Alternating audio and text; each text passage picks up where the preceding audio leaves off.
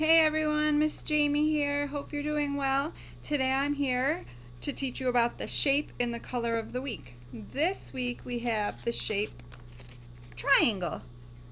It's got 1, 2, 3 sides, which actually happens to be our number of the week too. How crazy is that? And our color this week is blue. It's Jamie's favorite color, blue. So to make the sign for a triangle here, I need you guys to take both pointer fingers, put them up, meet them together up top here, and you're going to go down, stop, and then bring them together to meet in the middle. So bring both pointer fingers, meet them together up top, go down sideways, stop, and come in the middle. So you're making a triangle in the air, and that's the sign for triangle. And then for blue, you take your hand, bring your thumb in, and that's like the letter B, and you just twist it. Blue, triangle. And that's our shape and color for the week. So like last week, with red and oval, there's all sorts of different things we can do to learn about triangles and to learn about the color blue. For triangles, you can do your puzzles. Let me grab mine. And you can work on having them, if you have a puzzle similar to this, work on having them find the triangles. And just identifying. This can be overwhelming with all of them, so you can just pick 2. And actually, they don't have to be puzzle pieces. They can be pieces of paper. They can be from other toys. If you have siblings that want to make like Lego triangles or different shapes to help with that, any of that will work. It doesn't have to be puzzle pieces to do this activity. I just happened to have gotten this puzzle from a friend not too long ago to take into class and thought, oh, this is a good one. So you can just pick 2 shapes and have them identify which one is the blue triangle. When you're doing this also, it doesn't have to be blue. It could be any triangle. Another fun thing in a game to do around the house is to maybe make triangles out of paper and hang them around the house. You can do big ones, little ones, blue ones, red ones, anything you want, and have your kiddo practice walking in their equipment or just walking. You could have them down low, the triangles, so they could squat and come up if that's something they're working on. But having them identify, and then on their communication device they could go look, or I want, or yes when they see one. Anything like that will work. It all depends on the device that your child has, but those are all options, and you just hang them on around the house.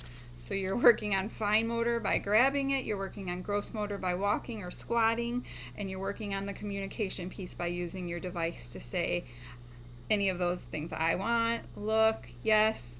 And you can even trick them if you want and put different shapes up and see if they are truly identifying the triangle. If you have a shape sorter, I don't have one here at home. I meant to get one yesterday but totally forgot when I was out grocery shopping at Meijer's. But you can practice picking from 2 of the shapes. Triangles are on most of the shape sorters, and you can have them pick the triangle and practice putting it in. And it's okay if it's over and over and over again. The repetition is great and helps them learn tremendously. So you could practice with that. You could practice finding triangles in books that you may read, in other toys that you may see. So just looking around the house and finding triangles, using your words, using your gross motor to walk around, using your fine motor to pick those things up. So triangles for this week. And then our color, like I said, is blue. It doesn't have to be a blue triangle that we find. I just happen to make a blue one. And that's again taking your hand, putting your thumb in, and turning it. So you can do the same thing. You can find things that are blue in the house. You can do a blue collage. Take a blue piece of paper and find any items around the house. You don't have to glue them. You could just practice putting them on. I got a palm ball. I got the letter E for my magnets. I got this egg shaker. I got a gear. I got my blue marker. So I just practice laying them on there.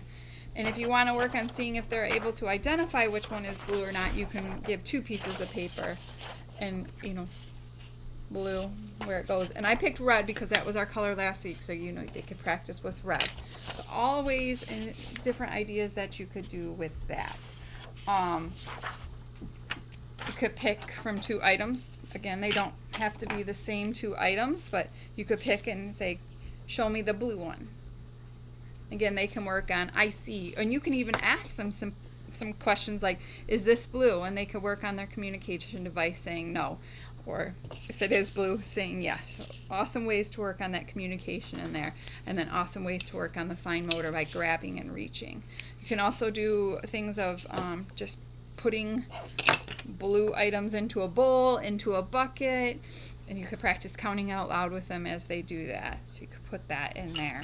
So those are all fun and exciting ways to do blue triangles this week. I can't wait to see some of you guys working on them, some of the ways that you're doing them. Those are just some ideas Miss Jamie has. If you need more ideas, you guys know where to get a hold of me. Let me know, and I can help you out. And we'll see you later. Have fun finding those blue triangles. Bye.